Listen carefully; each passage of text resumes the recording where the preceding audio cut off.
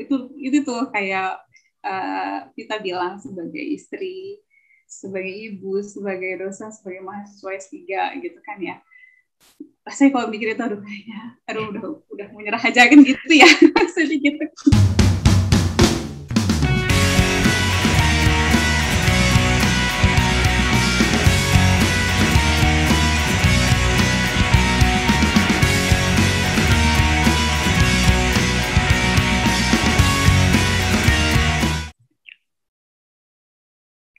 Assalamualaikum warahmatullahi wabarakatuh. Selamat siang Kak Dia. Waalaikumsalam, kita Ya, selamat siang ya. Di sana siang jam 3 ya.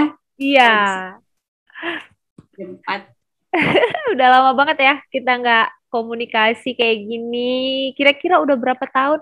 Mungkin lebih dari 10 tahun kali ya Kak ya.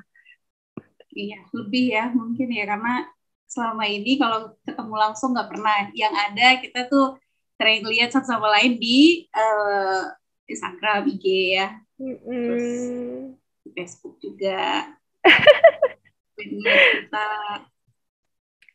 masih tahu lah, masih ngikutin kita. Iya, kita saling follow-followan ya di sosmed. Tapi itu ya, maksudnya berkat sosmed juga, jadi kita yang udah lama nggak ketemu, jadi bisa kangen-kangenan juga kayak gini ya Kak ya. Ya, Gimana Kak Dian kabarnya? Sekarang lagi di mana sih? Boleh cerita nggak? Alhamdulillah kakak sekarang di Taiwan, alhamdulillah sehat. Kita gimana kabarnya? Vita alhamdulillah sehat juga. Vita baru pindah nih Kak ke Medan. Ya, seru. Aduh, karena dulu kita S1 di Medan, terus deket sama Aceh. Aduh, rasanya kalau inget kita, aduh mau pulang ke Aceh tuh tinggal cuma berapa jam aja udah nyampe gitu kan. Bener. Kalau Kak Dian tuh butuh ini ya, butuh berapa jam gitu ya baru bisa nyampe kampung halaman. Gimana sih Kak? Maksudnya sejak tahun berapa sih Kakak mulai tinggal di Taiwan? Dari tahun 2018, ya 2018 itu bulan bulan 10 Oktober ya, Oktober. Jadi Oktober kemari, terus ya apa nih diceritain terus. Berarti Kakak dari tahun 2018 ke Taiwan. Nah, itu dalam rangka apa sih? Maksudnya apa ikut suami atau apa? Ya, awalnya eh, kami mau sama-sama sekolah gitu ya.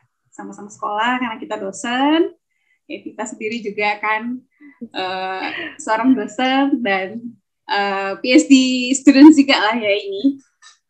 Jadi kepengen gimana nih caranya kita cari beasiswa gimana yang maksudnya memang memungkinkan untuk kita berangkat sama-sama gitu.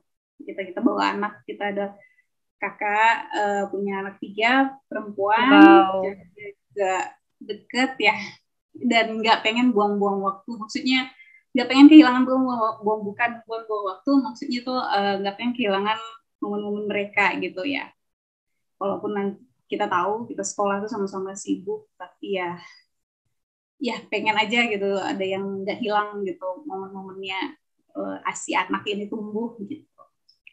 Berarti milih negara Taiwan. So, ada apa sih dengan Taiwan? Kenapa punya keinginan untuk Taiwan? Kenapa harus Taiwan gitu dibanding negara lain? Boleh ini nggak ceritain dikit? Nah, sebenarnya jadi kan karena kita mau berangkat sama-sama, strateginya nih, nyusun strategi dulu. Strateginya pertama nih biar ayahnya anak-anak dulu kan ya, yang nentuin supaya kita gampang gitu. Yang masih kita istri gampang gitu mau sekolah ngikut suami nanti kampus di mana, kapan mau masuk tahun keberapa, maksudnya apakah langsung. Jadi kita lihat suasana dulu lah setelah suami itu masuk gitu ya, masuk kuliah. Nah, jadi awalnya itu uh, kita coba-coba dulu ya, suami nyoba dulu di Malaysia, nyobain masukin proposal, kontak profesor-profesor ada di Malaysia, kemudian ada di Turki, Di Jerman juga ada, terus di Australia. Satu lagi itu yang paling inget ya, yang paling inget yang sempat kita komunikasi beberapa kali dengan profesor. Nah, Malaysia, Turki, Jerman, dan Australia. Satu lagi Taiwan. Jadi Taiwan ini pilihan yang paling akhir sebenarnya. Gitu.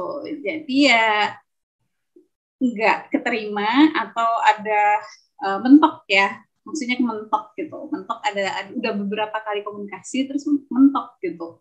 Oh ya udah kita nggak ngelanjut lagi gitu. Jadi kayak kita jodoh-jodohan juga ya. Iya benar. Nah akhirnya keputusannya kita ambil yang paling terbaik. Nah gitulah kira-kira. Wow. Yang mungkin untuk bawa anak, mungkin kan untuk kakak juga bisa sekolah gitu. Akhirnya ya pilihlah Taiwan gitu. Keren banget ya. Suami istri saling mendukung, satu profesi pula ya. Wah, keren banget. Itu jarang banget loh orang bisa kayak gitu loh. Sampai yang kerja sama yang segitunya, maksudnya mempertimbangkan satu dengan yang lainnya kayak gitu loh. Salut banget deh. Jadi berarti emang niat dari awal emang sekolah bareng, bukan karena mumpung kalian di sana terus kalian juga ikut-ikutan sekolah, enggak ya, tapi emang dari Indonesia emang udah niat gitu ya bareng ya. Ada niat seperti itu, cuma ya sih bisa dibilang seperti itu ya, karena kita nyiapin segala ijazah ya dari mulai yang S1, S2 itu udah kita siapin kita translate ya ke English kan. Jadi kita udah keterima nggak keterima tuh urusan belakang kalau untuk kakak ya gitu. Nah kalau keterima alhamdulillah, terus bisa sama-sama anak-anak ya kita jalan gitu. Tapi kalau misalnya tidak memungkinkan untuk kakak bisa sama-sama sekolah gitu, ya berarti pending dulu gitu. Oke, iya. Nggak maksa sih sebenarnya. Kalau terbuka jalannya kita maju, kalau enggak berarti kita pending dulu nih gitu. Dan syukur alhamdulillahnya ternyata Kak Dian juga bisa ya. Jadi dua-duanya kecapai gitu ya. Setelah melewati segala macam usaha ya. Segala macam usaha akhirnya bisa lulus di tahun selang 2 tahun ya. Jadi kalau ayahnya anak-anak itu di tahun 2018, sebenarnya kakak ada nyoba lagi di tahun 2019 ya, ada nyoba pertama kali itu 2019, kemudian belum, administrasinya belum lewat. Kemudian tahun 2000 kemarin ya 2020 kakak masukin lagi. Nah alhamdulillah lulus di universitas yang sama dengan suami. Jurusannya sama juga nggak sih? Enggak, kalau kakak di sosial kan, akuntansi. Kalau ayahnya anak-anak ini di engineering gitu. Ya, tapi universitasnya sama ya? Sama. Ya, sama di belakang rumah. Jadi memang biar gimana ya, gantiannya itu mudah kan ya kalau saat memang karena kan suami ada jam lab. Nah, kalau mereka kan memang ada lab kan. Nah, kalau kita akuntansi, orang sosial kan nggak perlu nge-lab ya, gitu. Maksudnya nggak harus setiap hari, kapan yang perlunya, gitu. Ya, gitu lah. Jadi memang di strateginya itu memang diatur sedemikian rupa supaya anak-anak jangan terganggu, gitu lah. Kira-kira. Keren. Berarti sekarang udah masuk semester berapa tuh, Kak Dian? Ini kakak masuk semester 3. Ya. Semester 3 ya. September nanti mulai proposal ya. Belum proposal sih. Nah, ini ada berbeda juga nih sama negara-negara lain ya. Jadi kalau di sini itu kan awal mulanya dari kita masuk gitu itu nggak perlu proposal. Karena kan kalau di luar negeri kayak Australia gitu itu kan harus proposal dulu gitu kan. Nah, kalau ini enggak gitu. Yang penting syarat yang diminta itu sesuai, terus udah jalan gitu. Nanti setelah 2 tahun ya di semester 4, nah itu baru ujian kandidat, di situ baru milih profesor, dan disitulah start penelitian gitu. Oh, kayak gitu. Iya, iya, beda sih dengan kami. Ya, ya. Terus berarti anak-anak semuanya pindah sekolah ke Taiwan dong ya? Iya, dari kelas 3 dulu ya, kelas 3. Jadi si kakak yang pertama itu kelas 3 pindah, terus si yang nomor 2 Kalila itu di sananya TKB gitu kan. Baru masuk TKA, TKB di Banda Aceh waktu itu. Terus hingga kemari kami nggak masukin lagi ke TK, jadi nunggu aja lah sekalian dia ke apa ke masuk kelas satunya gitu, ke SD gitu. Ya udah, yang nomor 3 waktu itu 1 tahun 2 bulan. Pas kemarin Oh. 1 tahun 2 bulan dia baru bisa jalan waktu itu. Oh, iya, iya, iya. Gimana sih mereka kalau kayak Kadian sih bisa ya kalau berbahasa Taiwan atau menyesuaikan diri. Tapi kalau anak-anak gimana sih? Mereka nggak kesulitan gitu komunikasi? Nah, itu pertanyaannya salah itu ditujukan sama anak-anak sebenarnya, karena yang kesusahan bahasa Taiwan itu, bahasa Mandarin itu kami orang tua. Oh, serius? Kenapa kayak gitu? Jadi kan kita berangkat ke sini tuh si kakak udah bisa sedikit bahasa Inggris ya. Memang kami persiapkan waktu itu. Kami persiapkan maksudnya supaya dia tuh kalau seandainya kita keluar, dia bisa adaptasi cepat gitu. Jadi si kakak udah bisa bahasa Inggris. Kami juga ayahnya ya udah masuk duluan kan, udah bisa bahasa Inggris duluan gitu. Kalau kakak juga masih terus belajar lah gitu ya. Terus masuk ke sekolah, ya kita sampai ke Taiwan itu kita bahasanya itu masih bahasa Inggris gitu. Kemana aja tuh masih bahasa Inggris. Terus anak-anak si kakak masuk ke SD ya agak susah ya, karena kan Mandarin ya. Kalau guru SD itu belum terlalu banyak yang bisa bahasa Inggris gitu. Jadi akhirnya karena gurunya juga sayang sama si kakak ini, akhirnya semua pelajaran itu ditranslatein gitu ke bahasa Inggris. Dan akhirnya satu kelas si kakak, akhirnya nilai bahasa Inggrisnya itu pada naik karena ada si kakak di kelas. Jadi mereka tuh pada antusias sama foreigners, kami kan di sini foreigners ya. Nah, pada antusias sama anak foreigners yang bisa bahasa Inggris, mereka juga jadinya pengen ngomong bahasa Inggris gitu. Akhirnya kata gurunya ya, wali kelasnya, kasih kakak cerita sama kakak gitu, dibilang ya ini anak-anak udah pada bisa bahasa Inggris ini. Harusnya Sausan di sini dipanggil. Ini Sausan nih bisa bahasa Mandarin gitu kan. Akhirnya Mandarinnya itu masih kelas 3, 1 tahun itu masih belum bisa Mandarinnya, jadi masih dibantu gurunya untuk bisa belajar gitu ya, bisa belajar dan ditranslate ke Inggris gitu. Nah, naik kelas 5 baru bisa bahasa Taiwan, dan duluan si adik yang jago bahasa Mandarinnya. Oh gitu. Akhirnya ya sampai sekarang. Nah, kalau sekarang jangan ditanya lagi, udah mereka berdua udah ngomong bahasa Mandarin. Ya ampun. Oh gitu. Justru papa mamanya belum terlalu lancar ya. Kalau kakak sih cuma bisa itu untuk bahasa sehari-hari ya, daily life aja, untuk di pasar. Nah, untuk harga di pasar, terus untuk mesen apa gitu, itu aja sih. Untuk ke pasar aja sih, for market situation gitu kan. Market situation ya. Terus itu berapa lama kakak belajarnya? Kalau yang bahasa daily itu sampai bisa? Karena kakak duluan belum masuk kuliah, belum sekolah kemarin, jadi ya kakak bisa sendiri akhirnya, karena kita kan ke pasar tuh setiap minggu. Nah, terus anak-anak juga bantuin kakak untuk kayak belajar apa namanya angka ya. Nah, angka 1, 2, 3, 4, 5 sampai 20 gitu, itu anak-anak dua, terus kita belajar sama-sama lah gitu.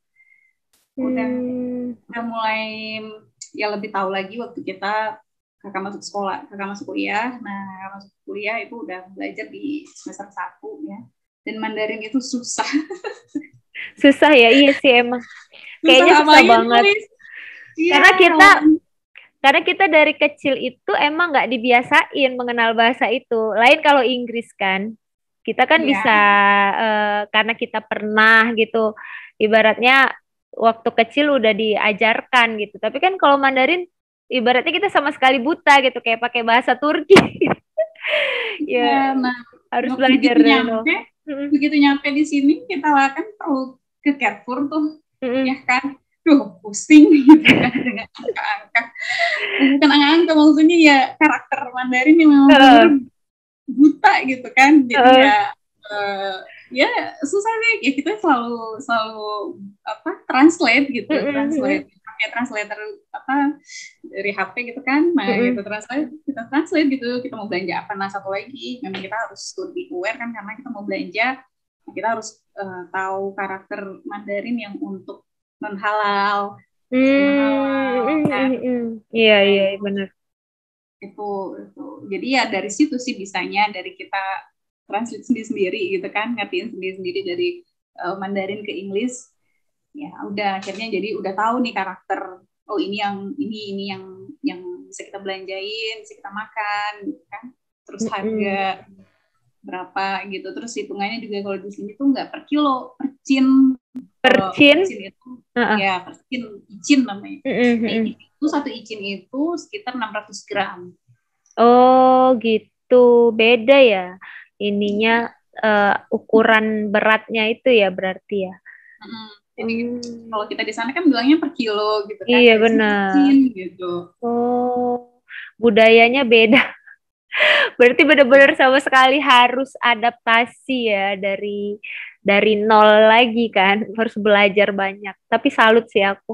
Nah, Kak Dian, yang bikin aku nih penasaran banget ya. Karena jujur, aku juga ngalamin gitu ya. Aku dosen, mahasiswa, ibu, istri. Nah, tapi bedanya, aku kan berada di negeri sendiri. Nah, sementara Kadian kan berada di negeri asing yang kayak tadi cerita Kadian, yang notabene sama sekali Kadian tuh nggak kenal sebelumnya dan harus banyak belajar. Ceritain dong Kak, gimana sih perasaan Kak Dian itu menghandle job desk yang begitu banyak, terus ngerasa kesulitan atau ada nggak sih tips dan trik gitu buat kakak ngatasin persoalan-persoalan yang kakak hadapi selama di sana sebagai seorang istri, ibu, dosen, dan mahasiswa S3? Iya, kalau kalau kakak ya Mm-mm. pribadi eh, itu tuh kayak kita bilang sebagai istri, sebagai ibu, sebagai dosen, sebagai mahasiswa S3 gitu kan ya. Rasanya kalau mikir itu aduh kayaknya aduh udah mau nyerah aja kan gitu ya. Maksudnya gitu. Dan sebagai Tapi ya foreigner juga ya. iya sebagai provider terus apa ya ya tapi itulah gimana udah deh jalani aja gitu kan ya, jalani aja, yang penting niatnya lurus, niatnya mau kemari itu mau apa gitu kan ya, bukan apa namanya pokoknya mau memperbaiki apa ya mau menambah ilmu sih, mau belajar kan itu ya, mau belajar terus uh, ya apa nama konsekuensinya kita punya anak itu tantangan yang paling besar, memang kita punya keluarga gitu kan ya, kita punya keluarga itu tantangan, tapi menurut kakak sih memang seharusnya apa ya perempuan ibu ya itu juga bukan menjadi batasan untuk kita mau menimba ilmu.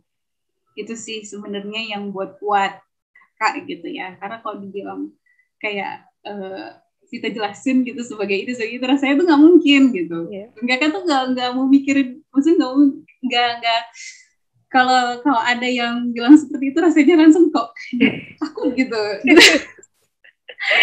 Ya tapi ya itu jadi komit aja, insya Allah kalau kita apa beresin keluarga, istilahnya kebutuhan keluarga udah beres, pasti yang lain urusan kita pribadi itu lancar.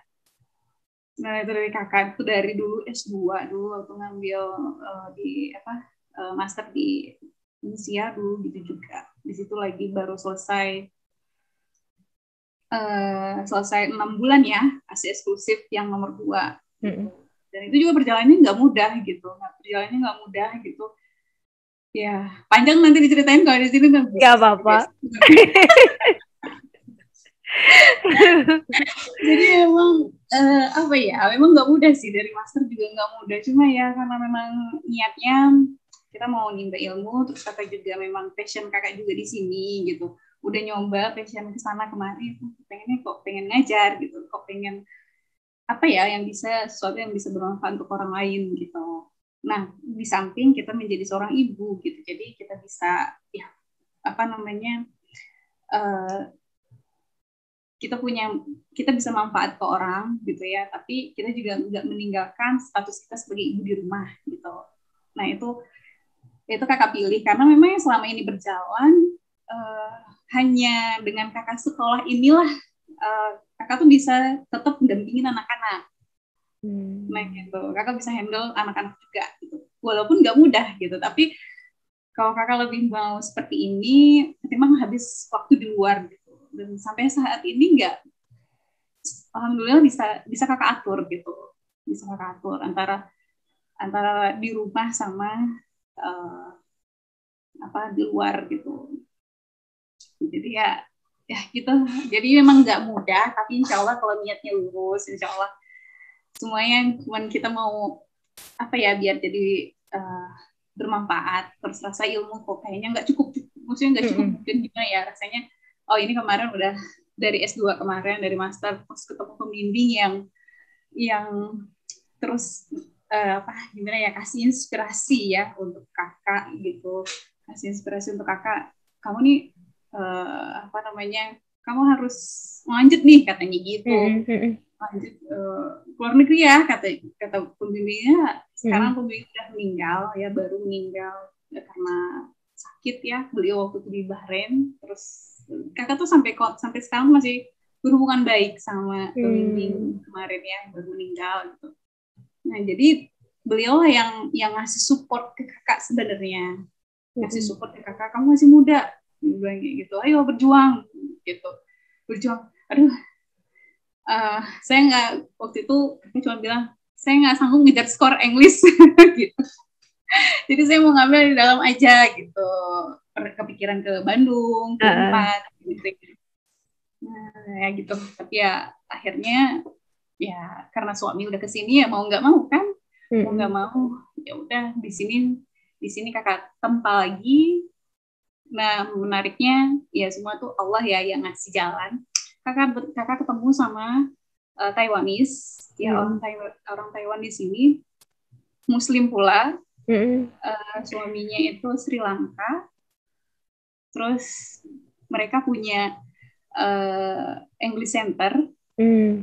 Nah jadi ya kebetulan aja gitu, jadi kakak belajar lagi untuk persiapan bahasa. Terus akhirnya anak-anak juga ikut les ke situ. Dan akhirnya ya alhamdulillah jadi gimana ya, kalau niat kita sudah lurus ya, terus memang semua kita niatkan karena Allah kan gitu ya, karena Allah gitu.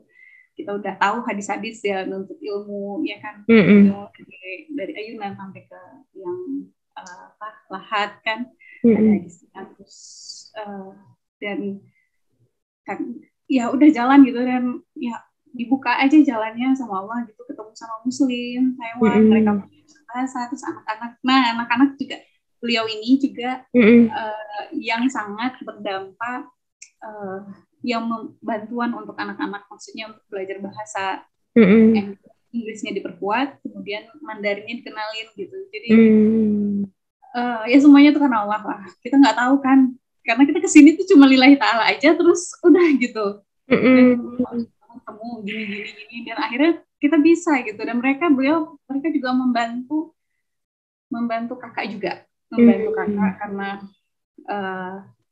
kadang kayak kemarin kakak di kampus, kelas kan nggak bisa dihindari ya, kita masih ada kelas. Masih ada kelas. Kalau nggak salah kemarin ayahnya anak-anak lagi apa ya? Ada kan di sini sebagai PA juga, teaching assistant.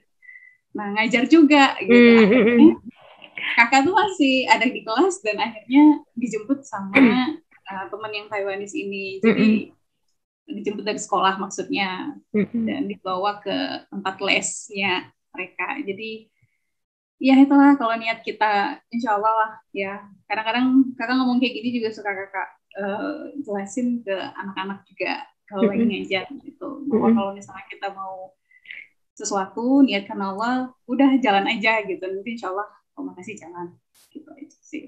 Subhanallah, keren banget. Bener-bener salut loh, maksudnya nggak semua orang bisa kayak gitu. Emang bener sih, menjadi seorang perempuan itu kan kadang-kadang dilemanya karena kita punya beban ganda ya. Walaupun kita terkadang berkarir, tapi kan kita tetap harus tidak melupakan tugas kita, terutama sebagai seorang ibu gitu kan. Tapi itu juga bukan, setuju banget ya, itu juga bukan merupakan batasan kita untuk bisa bermanfaat bagi orang lain kan. Kayak sekarang apa yang kita jalanin, ya lillahi ta'ala niatnya baik. Nggak mau menyaingin suami juga gitu kan. Tapi memang kita bertujuan untuk bermanfaat ya. Selagi kita hidup, apa salahnya sih kita bermanfaat bukan buat orang lain gitu kan Kak. Menarik banget sih hari ini topiknya. Keren-keren. Jadi kita kayak curhat gitu ya. Karena kita sama-sama sedang menjalani ini ya. Iya benar ya. Jadi berasa kalau apa ngomongnya, maksudnya bicara ya bicara sama kita, sama teman-teman yang mau apa nyari apa namanya untuk apa kuliah lagi gitu kan. Jadi ya enak gitu dengerin terus ngasih semangat sendiri lagi, karena kan kita tahu ya S3 itu nggak mudah kan ya. S3 itu nggak mudah, kadang-kadang kan tetap ada up and down-nya juga tuh. Bener pasti. Jadi kita bisa sekaligus kita juga bisa memotivasi perempuan di luar sana mungkin yang menyaksikan tayangan ini bahwa itu bukan merupakan sebuah masalah sih sebenarnya. Tergantung niat. Kalau kita niat baik ya udah kayak Kak Dian bilang tadi, dimudahkan, pasti dimudahkan sama Allah kan gitu ya kan. Kalau perempuan mungkin lebih ya itu ngikutin apa namanya kita komitmen bahwa kita tetap pengen berkarya, tapi kita juga nggak mau meninggalkan keluarga gitu. Bener. Ya. Jadi bener banget. Sama-sama gitu ya. Terus juga ada kerjasama antara suami gitu ya. Sama sih saling mendukung gitu sih. Jalannya beriringan juga kan. Nggak mungkin kita juga yang mau nonjol banget terus kita ngelupain keluarga kan, nggak gitu juga. Ada strateginya sih, kayak Kak Dian tuh udah bener banget sih strateginya. Ya udah ngikut suami dulu. Toh memang kalau rezeki kita pasti kita juga bakal. Iya bener sih. Jadi emang dari awal itu kita berangkat, terus suami ayah anak-anak juga ngejar di semester 1-2 di 1 tahun pertama tuh menghabiskan semua mata kuliah. Dan itu nggak mudah gitu, nggak mudah untuk beri ruang supaya kakak bisa masuk di tahun berikutnya. Nah seperti itu rencananya, supaya kalau hanya tinggal lab ya, hanya tinggal penelitian kan waktu bisa kita atur ya. Bisa kita tinggalkan lab itu sebentar gitu. Jadi nggak yang kalau kita masih punya kelas kan kita harus duduk kan. Kalau mau permisi sama profesor juga sungkan gitu kan, dan nggak mungkin semudah itu gitu. Jadi awalnya ayahnya anak-anak memadatkan dulu nih kelas supaya habis di 1 tahun 2 tahun pertama, 1 tahun pertama. Nah kemudian kakak masuk, nah kakak di tahun berikutnya, tahun lalu sampai bulan Januari kemarin, nah itu kakak ngabisin gitu. Jadi memang betul-betul kakak habisin, kakak padatkan. Jadi di semester ini kakak udah nggak ada lagi mata kuliah. Semester ini kakak nggak ada mata kuliah dan ya konsentrasi untuk kuncian kandidat itu. Ya. Iya, itu strategi dan maksudnya itu membutuhkan kerjasama yang nggak mudah dan nggak semua laki-laki mungkin mau melakukan itu kan. Iya nggak sih, kita kan nggak menutup kemungkinan juga. Kadang-kadang ada teman-teman yang punya keinginan tapi mungkin terbatas sama izin suami kayak gitu. Ya suami kurang terbuka pikirannya kayak gitu kan, banyak sih ya kawan-kawan kita yang mungkin saja ngelakuin. Kasusnya ini mungkin yang sama-sama dosen kali ya. Benar. Kalau di kakak gitu, karena kita sama-sama dosen, jadi kan saling ya akhirnya saling mendukung gitu. Cuman iya, benar. ritmenya juga harus tetap kita atur kan ya, sebagai pilihan, jangan sampai ya keasikan gitu lah kira-kira. Nggak asik juga sih ini mana. Dibilang asik nggak asik ya? Nggak asik, maksudnya jangan kan kita tuh ada target ya dari profesor kan, kita punya target segala macam, jadi ya diatur lah, kita atur sebagai istri, sebagai ibu, sebagai dosen juga, sebagai mahasiswa juga. Jadi kan Kak Dian, sebenarnya ini sih awal dibuat podcast ini tuh memang khusus membicarakan kuliner. Tapi kok makin ke sini, kok kayaknya lebih kemarin tuh yang minggu lalu juga podcast bareng Putra Aceh yang udah berhasil gitu kan. Kok kayaknya lebih ke A to Z ya, maksudnya ngobrol A to Z, jadi nggak cuma kuliner, jadi kemana-mana boleh bebas. Tapi nggak apa-apa lah ya, kita nyinggung dikit lah ya masalah kuliner. Nah ini kan kakak udah beberapa tahun gitu kan di Taiwan, pernah nggak sih kesulitan soal makanan gitu? Kesulitan makanan pasti ya kan, karena kita dasarnya sama-sama dari Aceh kan. Iya. Nah, harus ada asam sunti kan. Nah, jadi itu sih, terus di luar juga kita hidup di minoritas, ya kan, minoritas Muslim, jadi kita perlu sangat waspada lah kalau soal makanan di luar gitu, itu hambatan nomor satu. Dan sebenarnya ya kalau kita di luar negeri itu ya hambatannya itu saling nomor satu itu, karena kita kan pengennya tuh kalau pulang ke rumah tinggal makan ya, maksudnya makan dengan mudah gitu, kita bisa beli di luar kan gitu ya. Nah, ini nggak bisa gitu. Jadi, nah ini sebenarnya menarik ini kuliner ini, karena sampai di sini kakak tuh semuanya jadi bisa masak. Sebelumnya kakak tuh cuma bisa masak itu ya masakan Aceh aja gitu, masakan Aceh aja yang biasa kita masak lah biasa di sana. Nah sampai di sini kan kita pengen tuh kayak batagor ya, pengen sate, pengen lontong gitu kan, iya masakan Indonesia lah, tapi yang bentuknya jajanan, bentuknya jajanan gitu, semua gitu. Apa kemarin terakhir baru cobain resep bikin bolen. Jadi di tahun pertama kakak belum masuk kuliah, itu kakak coba tuh nyari resep-resep, ya kan, resep-resep yang memang pengen dimakan gitu, yang pengen dibuat. Nah, kakak coba dan alhamdulillah semua yang kakak coba tuh nggak ada yang error, jadi ya langsung berhasil gitu. Itu karena niatnya kuat banget pengen jajan gitu ya. Iya pengen jajan, jadi gitu ya, kayak buat dimsum gitu. Nah langsung berhasil. Terus apa ya, lain-lainnya banyak deh. Awal dulu selalu nyoba, jadi setiap hari itu pasti ada yang kakak buat di dapur, eksperimen gitu. Eksperimen di dapur gitu kan semua. Jadi kalau di sini tuh aja, jadi nggak mudah nyari makanan, ya susah nemuin yang halal juga ya berarti ya. Iya, susah nemuin yang halal. Terus ada vegetarian, tapi tetap aja vegetarian tuh nggak cocok di lidah kita ya, Indonesia ya. Benar. Cuma yang paling yang agak apa namanya, kita menderita, kita tuh nggak bisa beli dengan mudah durian. Oh itu nggak ada ya? Atau gimana, mahal kali ya? Mahal itu sih. Jadi kalau kita tuh belinya per buah, nah kalau di sini belinya tuh ya satu butir gitu ya, butir gitu.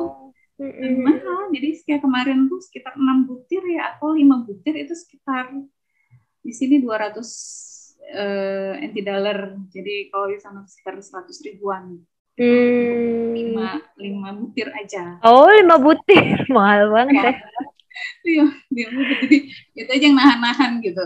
Nahan-nahan maksudnya ya beli juga kan, pengen juga gitu kan, nggak banyak gitu aja sih. Mungkin duriannya itu diimpor kali ya dari Indonesia ya? Iya. Oh, pantes mahal. Duriannya tuh diimpor. Terus rambutan juga, kalau kita kan di sana belinya satu plastik kan ya. Nah kalau di sini dikit apa ya harganya mahal, terus rambutannya tuh udah keriting-keriting, masih udah mau hitam gitu. Jadi ya udah lama banget ya, tapi dibeli juga karena pengen ya. Kalau rambutan belum pernah. Belum pernah. Kalau rambutan, karena kan kalau rambutan tuh kayak rasanya itu kan kayak masih hampir sama kayak leci, hampir sama kayak apa sih namanya longan, iya. Lengkeng. Nah, kalau lengkeng murah ya di sana ya Kak Dian ya? Lengkeng masih masuk lah. Masih murah ya. Terus kalau misalnya ini nih kuliner paling aneh, pernah nggak yang Kak Dian cobain di Taiwan tapi itu menurut Kak Dian aneh banget, pernah nggak sih? Awalnya aneh, kemudian suka mungkin ya. Oh iya boleh, ada nggak? Itu stinky tofu. Jadi stinky tofu tuh tahu apa sih? Stinky tofu tuh kayak tahu di tahu udah mau basi, fermentasi. Nah. Oh fermentasi, fermentasi tahu biasa gitu. Fermentasi cuma agak asem gitu. Cuma ya mereka cuma digoreng aja gitu, terus dikasih soy sauce, terus ada acar dari kol sama wortel. Nah itu yang awalnya aneh gitu, jadi radius berapa meter gitu bau ya? Baunya. Oh namanya kan stinky ya, iya. Kan bau gitu. Iya, kan? Aku bau kalau kita artikan. Iya. Jadi awalnya tuh ini apa ini, baunya kok nyengat gitu, dari jauh nyengat gitu. Terus ayahnya anak-anak, ini enak loh bun dulu. Coba kita rasa gitu. Terus oh ya ternyata ya enak, anak-anak juga suka. Cuman kalau di jalan begitu kita nyampe Taiwan gitu kan biasanya kayaknya shock gitu dengan baunya. Tapi begitu kita bawa pulang nggak ada lagi baunya. Oh kayak gitu ya? Itu vegetarian. Karena tahu cuma acar aja sama kol sama wortel. Nah, itu berarti rasanya itu cenderung asem gitu kali ya? Asem, asin, manisnya dari sayur kol sama wortel ini mentah kan ya? Iya, mentah. Cuman karena panas jadinya layu gitu. Segar sih. Itu favorit maksudnya yang yang gampang kita temuin di sini gitu ke bawah. Dan bisa dimakan kali ya? Iya, yang bisa dimakan juga. Yang aneh-aneh ya banyak yang lain, cuman yang non halal kan. Iya benar-benar. Terus apa sih kuliner khas dari Indonesia yang kakak pengen banget tapi belum sampai sekarang tuh kakak belum pernah makan lagi? Kangen banget tapi nggak bisa kakak masak dan nggak bisa kakak cobain lagi. Apa ya? Karena kemarin sempat ngirimin bahan-bahan dari sana, jadi semuanya udah bisa dibuat di sini. Oh iya. Jadi kayak suntik, terus suntik kan. Kalau Aceh tuh asam geung atau kuah tumis Aceh gitu kan, lain bisa. Terus pliu, pliunya kemarin dikirimin, cuman kita nggak punya sayur-sayur kayak daun melinjo. Nah, melinjonya, itu aja sih. Jadi kita di sini cuman pakai bahan ya yang ada aja gitu, tanpa si daun melinjo itu.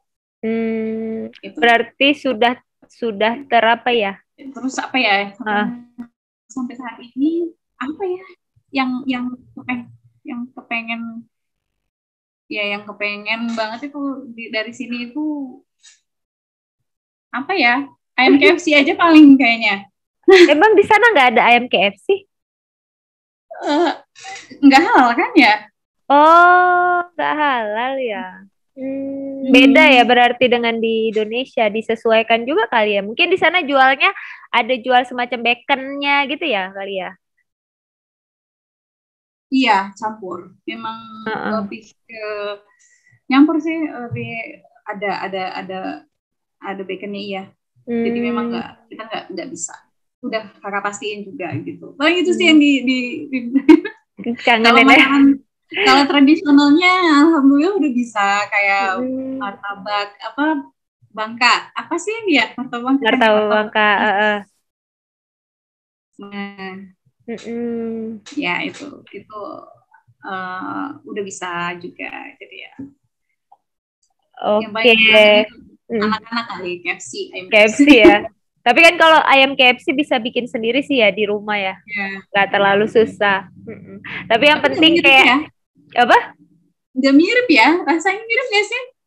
Mirip sih. Lebih yang lebih yang kayak pernah Tepung buat, gitu. Heeh. ya kayak yang dijual di apa, ya di selain KFC lah gitu, selain Iya. mirip.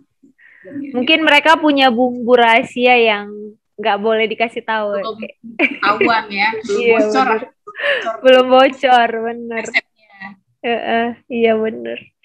Nah, terakhir deh, Kak Dian, karena tadi kan tips dari kakak kan udah ya terkait peran kakak. Nah, yang terakhir aja deh ya, apa arti makanan menurut seorang Kak Dian Wahyuni? Itu boleh berupa quotes, boleh berupa filsafat, kata-kata mutiara gitu, terserah. Arti makanan. Tapi makanan pertama, makanan, makanan itu penting, paling penting ya, paling penting, karena ya yang kakak tahu, good food ya sama dengan good mood. kalau kita kalau kita apa, nggak enak makan, pasti kan nggak ya, moodnya nggak dapet gitu aja sih. Kakak juga kalau mau belajar pasti harus makan dulu, kalau nggak langsung mikir. Oh gitu. Ya gitu gitu. Jadi kalau anak-anak juga kakak siapin dulu makanan mereka gitu, baru kakak keluar gitu, baru pokoknya makanan itu penting, karena apalagi kita di sini ya, di sini yang anak-anak bawa bekal dari rumah untuk snack. Jadi kalau kakak tuh pagi-pagi buat apa namanya, masak, terus untuk bekal mereka, bekal makan siang, terus snacknya itu udah dibawa dari rumah. Jadi pagi-pagi itu mesti beres untuk makanan mereka supaya dibawa ke sekolah. Jadi itu penting sih memang. Penting ya. Good food, Pentingnya kan good food, good mood ya kan. ya, good food good mood. Di lancar semua, nggak apa namanya, kadang-kadang kan kalau kelaparan kan, nah gimana kalau kelaparan kan, kalau kita di apa, ya untuk sehari-hari aja udah apa, Iya. udah males gitu, udah jangan ganggu-ganggu deh kayak gitu Iya. ya. Jadi kalau kita kelaparan tuh senggol bacok gitu. Nah, iya. Iya benar kan ya. Iya benar. Iya, jadi penting, Aduh. makanan itu penting. Makanan penting apalagi di luar sini. Jadi yang dari sana kakak gak biasa-biasa aja masakannya, sekarang ya kita bakso bisa bikin, pizza juga sering bikin sendiri gitu. Ya alhamdulillah gampang. Kalau yang penting kita punya amunisi aja di rumah untuk memudahkan kita masak, jadi kita mau masak gitu. Terus kalau makanan selalu tersedia di atas meja, otomatis satu keluarga Senang. aman gitu, senang ya kan, senang maksudnya senang dalam artian nggak kelaparan gitu kan, nggak semewen gitu. Iya benar. Iya. Jadi ya benar sih, kalau kalau keluarga itu bakal senang kalau setiap setiap ada makanan di atas meja. Tapi kalau nggak pasti pada ini kan, pada kelimpungan, Carian kan. Iya, carian. carian yang buka-buka kulkas. Iya benar. Kakak juga termasuk ngikutin kita loh, kita suka masak gitu kan. Iya. Kakak belum belum belum masuk ke ranah apa Korea ya. Nah, masakan-masakan Korea kayak Vita nih, jago Ayo masak. coba. Itu juga sama sih sebenarnya kayak kakak suka bereksperimen aja di dapur gitu. Ini masih yang apa? Masih yang karena di sini jadi yang bikin kangen yang kita di sana gitu. Benar, Jadi benar. ya itu paling masih sekitaran Indonesian food sama apa Italian food. Ya, itu aja sih masih situ. Belum masuk ke Korean food kayak Vita ya. Harus belajar nih pinternya sama Vita. Aduh. By otodidak semua sih. Sebenarnya kita ala bisa karena biasa. Kayak kalian terpaksa untuk masak itu karena saking kangennya dan gak mudah untuk dapatkan itu ya kan. Kayak Vita juga kayak gitu sih dulu. Vita memang suka masak kan? Awalnya maksudnya memang hobi masak. Awalnya sih ya, awalnya sebenarnya nggak bisa sama sekali dulu sebelum nikah. Tapi karena itu kayak kalian juga harus kita kan pindah keluar kota kan ke Jakarta yang kadang-kadang kita tuh pengen yang namanya mie Aceh, sate matang gitu kan. Di sana tuh nggak ada. Kalau ada pun nggak seenak yang kita biasa rasa. Jadi coba-coba bikin-bikin. Kayak kalian juga lama-lama kok enak ya. Ada kepuasan tersendiri ketika kita masak dengan uang kita sendiri, terus jadi dinikmati sama orang, dipuji, itu kayaknya ada kepuasan sendiri daripada kita harus beli ya makan punya dibikinin orang kayak gitu sih kalau Vita. Oke, seneng aja masak. Dan ternyata apa masakan kita itu di sini itu favorit loh untuk Taiwanese di sini gitu. Jadi kayak kampus kakak di kampus kami di sini, kalau ada acara itu mesennya tuh ke warung Bawati, ya ada TKI dari, nah di sini juga kan ramai TKI nih, TKI dari Indonesia yang nikah di sini sama nikah sama orang Vietnam kalau nggak salah, terus kemari gitu, netap di sini dan mereka buka usaha gitu. Ke usaha resto Indonesia dan kalau ada apa-apa langsung ke pesen nasi kuning gitu, favoritnya orang-orang Taiwan di sini. Dan teman kakak pun yang Muslim tadi, yang Taiwanese Muslim tadi itu seneng sama sambal hijau pakai pete. Oh, kenapa ya? Mungkin karena lebih kaya rasa kali ya. Atau lebih kayak bumbu kali ya? Kayak bumbu, karena memang kalau kita kan apa namanya komposisi utamanya itu kan bawang merah ya. Nah kalau di sini hanya bawang putih, jadi di sini bawang putih aja. Kalau kita tuh lebih gurih gitu. Jadi makanan Indonesia di sini menjadi favorit Taiwanese di sini. Oh gitu. Iya bener. Tapi emang iya sih, maksudnya kalau dilihat ya kalau makanan-makanan Cina gitu kan mereka tuh jarang yang namanya giling bumbu gitu kan, lebih banyak tumis-tumis. Kalau kita kan lebih ke rempah-rempah nyatu, semuanya bumbunya ada, rempah-rempah ada. Terus juga ada atribut-atribut lain kayak santan segala gitu ya. Iya. Kalau di sana kan jarang kan ya? Kalau ya kayak kita Chinese food kan ya mereka punya apa minyak apa sih namanya minyak wijen, minyak wijen, terus soy sauce, terus oyster sauce, udah itu aja kan, itu aja mereka sama fish sauce ya. Iya. Itu aja mereka, jadi dengan apa namanya ketumbar, apa daun ketumbar malah kita nggak make ya karena aneh. Ya.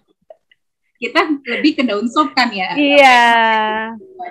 Daun kumbang gitu. Mungkin kalau kita daun itu lebih banyak ya karena kita punya daun kari ya kan, daun salam, daun jeruk. Jadi lebih beragam. Kau pernah juga tuh masak bubur Melayu ya, itu daunnya itu lebih banyak, ada 22 daun kalau nggak salah. Dan itu semuanya nggak hafal. Itu orang Melayu yang pinter bikinnya. Kalau kita apa sih namanya? Ada nggak istilahnya kalau di Aceh? Bubur Apa ya namanya? kanji. Kalau kita malah bubur kanji ya. Yang Nah, bubur kanji eh, itu kakak kenalin juga sama Taiwanese di sini. mm-mm, Dan mereka tuh minta belajar sama kakak gimana caranya mm-mm, bikin bubur kanji, kenapa kok rasanya itu mereka bilang rich gitu ya, apa uh, mewah ya kan. iya. Apa namanya rasanya tuh nggak terlalu ringan kayak rasa Chinese food gitu. Uh, Kita ajarin gitu kan. uh, Dia datang kemari, terus kita mm-mm, masuk bareng di belakang di dapur. Oh gini, dia sampai dicatat, direkam gitu. Berapa mm, sebanyak apa? Dan memang kita bumbunya apa dibilang banyak sih enggak juga kanji rumbi kan ya enggak iya. gitu ya. Mm-mm, Ya kita nambahin bawang merah, ya mm-mm. yang Terus lain-lain lah kekuatan pokoknya. udangnya itu juga jadi ciri khas gitu kan, bikin Ya. gurih kayak gitu. Tapi Mm-mm. menariknya gini loh Kak Dian, kalau emang kayak gitu, kenapa sih nggak bikin blog, nggak coba bikin blog gitu, Living in the Taiwan atau apa gitu? Itu ide yang bagus Nah, sih kalau menurut kita. Udah ada belum sempat sih? sempat Eh, kepikiran, tapi melihat situasi dan kondisi ya nggak sempat. Jadi Mungkin kadang nanti. nanti, tapi Eh, kalau nanti kan nggak asik lagi ya kalau kita hanya iya sih. menceritakan ya kan, enaknya tuh sekalian kehidupan. Nah, nggak usah deh, karena kita dengan apa ya namanya bagi waktu dengan tiga Iya bener. yang kecil ini kan, aduh, yang penting mereka jalan dulu kan, yang penting mereka jalan, selalu ada makanan kalau untuk kakak ya. Untuk kakak selalu ada makanan untuk mereka, udah itu aja gitu. Sempat kepikiran atau nulis blog gitu. Nah, nulis Mm-mm. blog nggak sempet ya, bukan nggak sempet ya, nggak sempet karena uh, dengan tugas kita sendiri, Bener terus sih. udah ngajar juga gitu ya, mengajar kita juga harus belajar juga gitu kan, Mm-mm, bener. memastikan lagi untuk anak-anak di kampus ya gitu. Jadi ya kita kan tahu juga ya gimana sebagai dosen dan mahasiswa. Iya bener sih. Ya udah deh Kak Dian, tetap semangat ya di sana. Jangan jangan pantang menyerah. Jangan menyerah maksudnya, tetap semangat. Terus boleh dong ya pakai bahasa Taiwan promosiin YouTube kita. Oke, bahasa Taiwan, aduh. Kalau bahasa Taiwan, kalau yang tidak terencanakan, kayaknya harus manggil translator dulu nih. Nah, translatornya lagi tidur. Ya udah, bahasa Indonesia juga boleh deh. Iya. Jadi apa? Sama kalau apa yang namanya nyari translator bisa, tapi ini lagi pada tidur. Kita pakai bahasa Indonesia aja. Jadi aduh, salut buat kita sih sebenarnya bisa apa namanya bisa berkarya untuk di YouTube ya. Di YouTube kakak juga nggak gitu paham dengan YouTube. Ya, mudah-mudahan apa namanya lancar buat kita untuk apa sih konten ya? Apa gimana ya bilangnya? Konten. Buat konten ya. Ya, buat konten terus bagus sih acaranya, mudah-mudahan juga apa yang kita usahakan bisa bermanfaat untuk orang banyak, pastikan ya. Amin. Terus apa lagi ya? Jangan lupa like, comment, dan subscribe. Bener gak sih? Iya, subscribe channel ini. Ya, subscribe channel ini ya. Kavita Channel. Ya, benar kan ya. Lancar pokoknya, insya Allah makin rame yang subscribe, insya Allah. Amin. Makasih banyak Kak Dian. Sukses terus di sana. Kita doain S3-nya lancar, disertasinya bisa cepet, ketemu profesor yang baik hati. Amin ya. Dan lagi ngelirik profesor yang mana yang cocok ya. Balik lagi yang cocok sama kita ya. iya bener. Ya jangan lupa kabar-kabarin ya. Mana tahu next time kita bisa bikin event bareng apa gitu ya. Insya Allah. Oke. Lancar juga buat kita nih untuk S3-nya mudah-mudahan Amin. lancar, dimudahkan Allah. Insya Allah juga Amin. sama kayak ibu-ibu yang lain bisa apa namanya terus berkarya ya sebagai di samping ibu tugas sebagai tugas utama dan kita juga bisa tetap berkarya bermanfaat untuk orang lain insya Allah. Amin, amin. Makasih Kak Dian. Assalamualaikum warahmatullahi wabarakatuh. Waalaikumsalam Vita, makasih banyak.